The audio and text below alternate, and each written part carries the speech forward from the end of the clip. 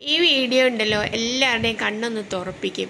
എന്താണെന്ന് വെച്ചാൽ വെളുപ്പിന് 5 മണിക്ക് തുടങ്ങി അടുക്കളയിൽ കയറി ജോലി ചെയ്യാൻ തുടങ്ങിയ എല്ലാവരും ഭക്ഷണം കഴിച്ച് അവരുടെ പാത്രവും കഴുകി അടുക്കളയിൽ ഒതുക്കി വരാനൊരു 10 മണിയെങ്കിലും ആകും. ആ സമയം വരെ അടുക്കളയിൽ കിടന്ന് പണിതാലും ആർക്കും കണ്ണി പിടിക്കില്ല.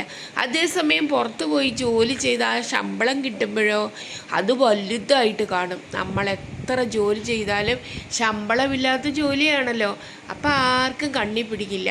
ഇത് കാണുമ്പോൾ എല്ലാവർക്കും മനസ്സിലാകും ഒരു അടുക്കളയിൽ കയറി ഒരു വീട്ടമ്മ ജോലി ചെയ്യുന്നതിൻ്റെ ബുദ്ധിമുട്ടുകളും പ്രയാസങ്ങളും. അറിയാവുന്നവർക്കറിയാം, ചിലവർക്കൊന്നും അറിയത്തില്ല.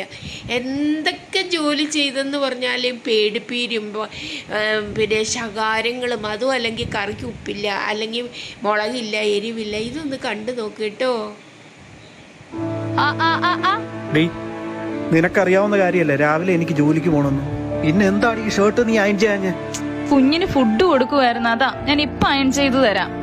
ഓ, എപ്പോ നോക്കിയാലും അവൾക്ക് ഒരേ കാരണങ്ങൾ കാണും. ഇതിന് മാത്രം മലമറിക്കണ പണിയൊന്നുമില്ലല്ലോ നിനക്ക്. ഈ വീട്ടിലെ കാര്യങ്ങൾ മാത്രം നോക്കിയാ പോരെ.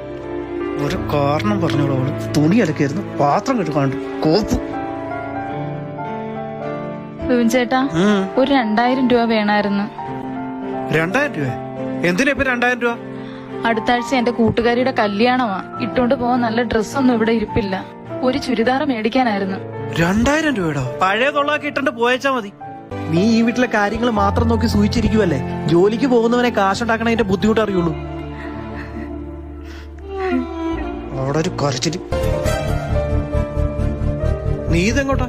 വീട്ടുജോലി മാത്രം നോക്കി സുഖിച്ചിരിക്കുന്ന പണി ഞാൻ അങ്ങ് നിർത്തി. എന്റെ കൂട്ടുകാരിയുടെ കമ്പനിയിൽ ഞാനൊരു ജോലി റെഡിയാക്കിയിട്ടുണ്ട്. ഇന്നു മുതൽ ഞാൻ ജോലിക്ക് പോവാ. ജോലിക്ക് പോണെന്ന്?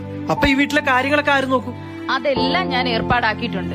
കുട്ടികളെ നോക്കാൻ വരുന്നവർക്ക് ഒരു 25,000, കുക്ക് ചെയ്യാൻ വരുന്ന ആൾക്കൊരു 15,000, ക്ലീനിങ്ങും ഡ്രസ് വാഷിങ്ങും എല്ലാം കൂടെ ഒരു 15,000 വരുന്ന ആൾക്ക് കൊടുത്തേക്കണം. അങ്ങനെ മൊത്തം 55,000 രൂപ എല്ലാ മാസവും കൃത്യമായിട്ട് കൊടുത്തേക്കണം കേട്ടോ. ഈശ്വര, അപ്പൊ ഇവളൊരു മാസം എനിക്ക് 55,000 രൂപ ലാഭം ഉണ്ടാക്കി തരുന്നുണ്ടായിരുന്നു. എന്റെ ശമ്പളം 30,000, കൊടുക്കേണ്ടത് 55,000. എന്റെ പൊന്നു മോളെ, നീ ജോലിക്കൊന്നും പോണ്ട, ഞാൻ പൊക്കോളാം. നിനക്ക് 2000-ന്റെ അല്ല 4,000-ന്റെ ചുരിദാർ ഞാൻ മേടിച്ചു തരും. വാ മോളെ, നീ വല്ലാണ്ട് ക്ഷീണിച്ചു പോയി.